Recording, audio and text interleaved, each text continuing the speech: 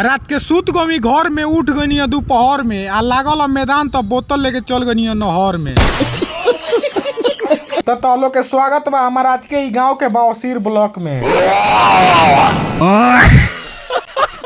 रात के खा ले रनी खीरा और खा ले रनी ककरी। जैसे ही बाहर निकल तनी तैसे ही तनी चोर तरसन बकरी।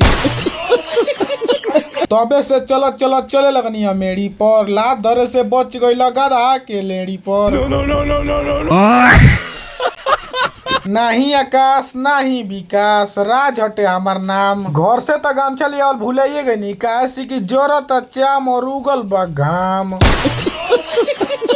बुझाता निकल जाई जान परान यही से उठनी बोतल कैसे की लागे लागल मैदान। ये हटे हमार रोज के कहानी होगे खातिर चल देनी कैसे की बोतल में भर गई पानी। गांव से बढ़िया नइखे शहर में बहुत तेज लाग गइल आगनी होगे नहर में। A few moments later. घाम इतना तेज लागत रहा कि देही लागत रहा जरे झाड़ा वाड़ा कल अलग बाद से वापस से चल देनी घरे। तबे से चलत चलत पार कर देनी खेत के। जैसे ही रोड पर आवत नहीं तो देखा नहीं कि पाइप बिछल बा पंपू सेट के। तबे से चलत चलत आ गई हाली। जैसे ही बाजार में आवत नहीं तो देखा नहीं केहू नहीं के लौकत बाजार बटे खाली। घरे जाके देखनी है तो ना बन रहा खाइक यही से चलिए घूमे खातिर लेके बाइक। देखा गाड़ी भाई दादा हम कहीं उतार दो हम नहीं जाए भैया।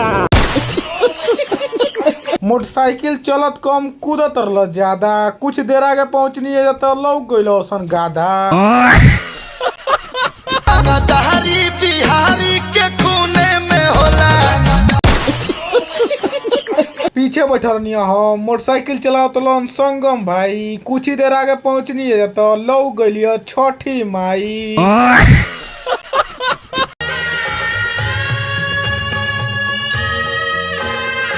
गाड़ी गिरे से बचल कैसे कि आगे पड़ गइल इनार। चलते चलत तनी लाइफ में पहली बार कुतुब मीनार।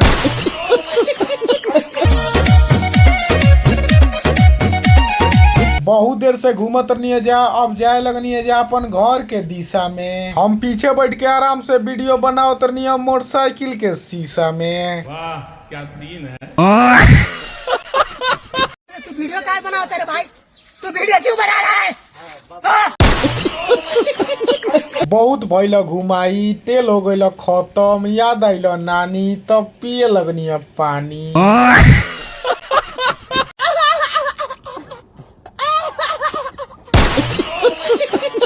घाम इतना तेज रहल डोलावे लगनी बेना। देखो तनी लइका कुली खेल तरसन बैठ गे ना। अगर ये वीडियो तनियो सा भी अच्छा लागल होखे तो एगो लाइक और हमारे चैनल के सब्सक्राइब करके एगो प्यारा सा कमेंट कर दी।